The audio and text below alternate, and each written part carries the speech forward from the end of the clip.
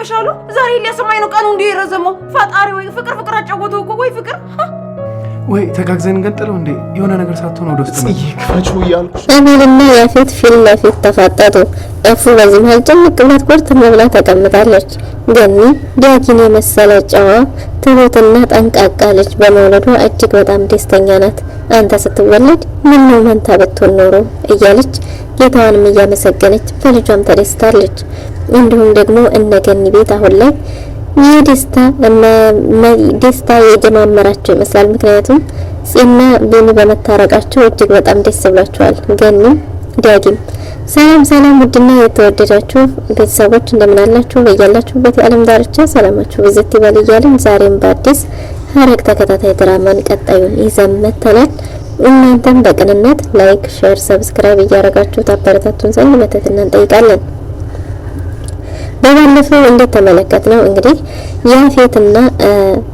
ያፌትና አቤል ፊት ለፊት እንደተፋጠጡ ነበር እናም ወይዘሮ ሉሊት ደውላ አሁን ቤት ነበር አሁን ገና ወጣ ብላ ስለ ናታን ብትናገር እንዴ አንቺ ሴትዮ ያምሻል እንዴ ምን እያልሽ ነው አሁን ነው ስለት አሁን ነው ስትል አሁን የነሰዎች ቤት ፊት ለፊት አይደል ያሉት በበኩል ነው የሚወጣው እርግጠኛ ነሽ እያለ ወይስ ቤታችሁ ሌላ በር አለው ቢላትም ሌላ በር አለመኖሩ ግራ ቢያጋባትም ናታን ደግሞ ሲወጣም አይተዋለች በርግጥ እሱ አልተሳሳተችም ናታን ግን በየትኛው መንገድ እንደሄደ አይታወቅም እና ሌላ በር አለው እንዴ በፊት ለፊት ከሆነ የሰዎች እዛ ነው ያሉት ዙሪያውን ከበዋል በየት ነው ወጣው ጤነኛ አይደለሽም ትክክለኛ መረጃ አምጪ የሚል በቁጣ በርግጥ ያፌትነቱ ግልጽ ብሎ ድምጹ የሚታወቅ ቢሆንም ወይዘሮ ሉሊት ግን አለቃ በሚለው ህሊና ያው እሱን ስላሳመነችው ድምጹን እንኳን መለየት አልቻለችም ምስኪን ሉሊት አተሳዘነም እስካሁን ድረስ ማን እንደሆነ እንኳን አለቃዋ በቅጡ አልለየችም እናም ያለቃ ድምጽ አለቃ ተብሎ የሚነሳው ስል ድንብርብሩን ስለሚያወጣው የምታውቀውን ድምጽ እንኳን መለየት አልቻለችም እናም እንግዲህ እሷ ደግሞ ሌላ በር እንደሌለውና በዚሁ እንደወጣ ተናግራ ከዛ ግራ ገብቷት በሐሳብ ትብሰለሰላለች በየትኛው በር ወጥቶ ነው ወይስ ሰላም እንዴ እያለች ብቻዋን ትግመተመታለች ናታን ግን እውነትም ቤተሰቡን አስጠንቅቆ ለሱ ምንም ነገር ሳያሳውቁ ወደ የትም ቢሆን እንዳይሄዱ ማስጠንቀቂያ ለቤተሰቡ አስቀምጦ እሱ ወጥቶ ሄዷል ግን ቤት ወጥቶ እንዳለፈ ደግሞ ያው ማወቅ ከባድ ነው አሁን ላይ ናታን እውነትም ናኢፍ ትክክለኛው ናኢፍ ሆኗል ማለት ነው እና ወይዘሮ ሉሊት እያለቀላት ይመስላል ወይዘሮ ሉሊት መውደቂያዋ እየደረሰ ያለ ይመስላል በዛ ላይ ጽም ስትወጣ ስገባ በስቃቀን ገደለቻት ነግሬሻለሁ ምላስሽን አድበሽ ተቀመጪ አላርፍም ካልሽ ግን ቆርጫ ጎርስሻለሁ ቆርጬ በጅሽ አስጨብጥሻለሁ ትላታለች ሁሌ ታስጠነቃታለች በዚህ መሃል ሉሊትም አስታውሳው ወይስ ምንድነው የሚለው ነገር ግራ ያጋባታል ግን እንዲህም ሆኖ ደግሞ እኔ ሉሊት ትላለች እጅም ለመስጠት ደግሞ ወጣን እጅም ማሰጠት ፈቃደኛም አትሆንም አፍሽን ማሳረፈሽ ቁጭ በይ ስትባልም አትሰማም የሉሊት ነገር ያሳዝናል ወይኔ ምስኪን ሉሊት እናም እንግዲህ አሁን ላይ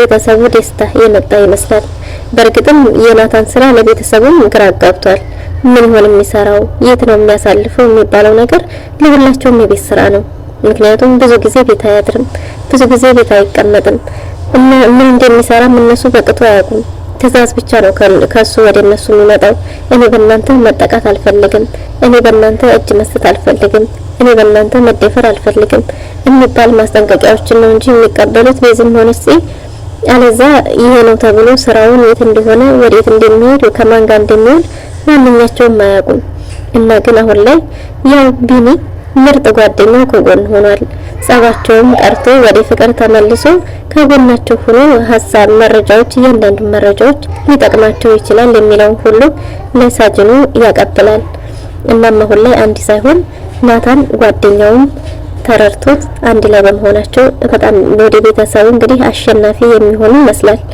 እናም እንግዲህ ሌላው ምንድነው ኤፍሩ ምስኪን ናታንን ለማዳን የምትከፍለው ዋጋ አቶ አቤላ ደግሞ እንደነጽ እሷንም ሄዶ እያሳቀቀ ይገኛል የሆረር ፊልም ከፍቶ የአክሽን ፊልም ከፍቶ ግዴለው ቆራጣው ወጋው ባለ ቁጥር ኤፉ ስቅቅ ትላለች ኤፉ እንደው ከሐሳብ ከጭንቀት ውጭ ያላላት እሱ ወገብ ባለ ቁጥር ነፍሷ ጭንቅ እያለ እጇን ታቻለች፣ አይኗን ትጨፍናለች።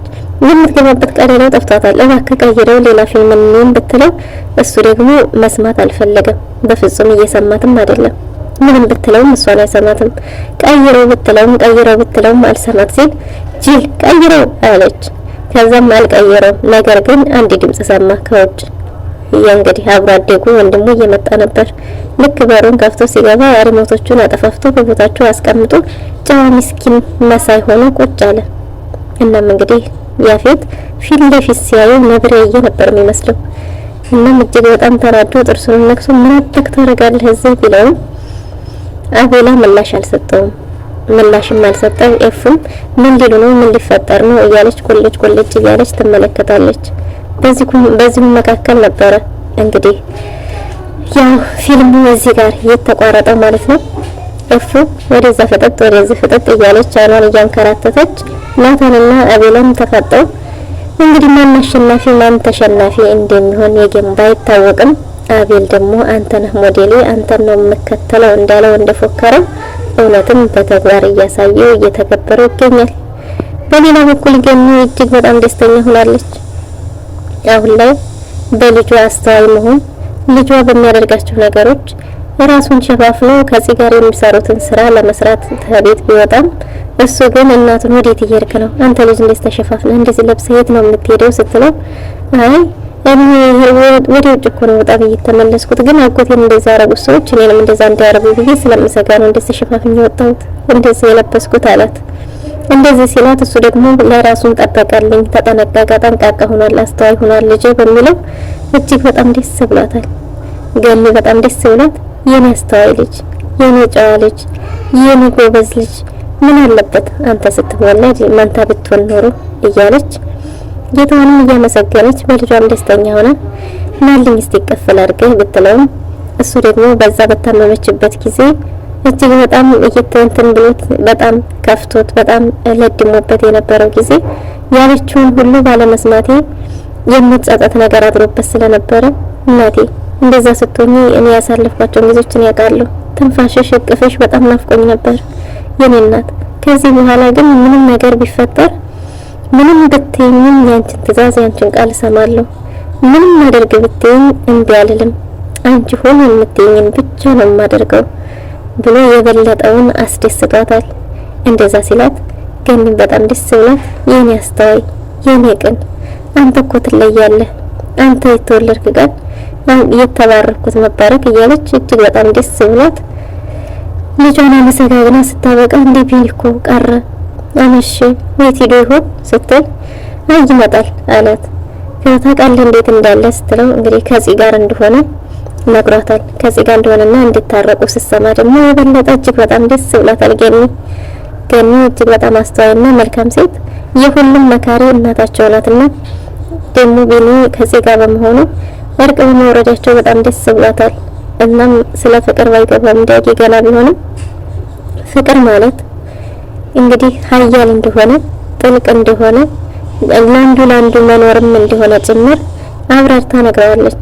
ከዛ ማን እንደናትና እንደልጅ ፍቅር ማለት ነው ቢላትም ልጅ የማታውቀው ሁሉ ለፈለፍኩበት አይደል ብላ ፈገግ አለች።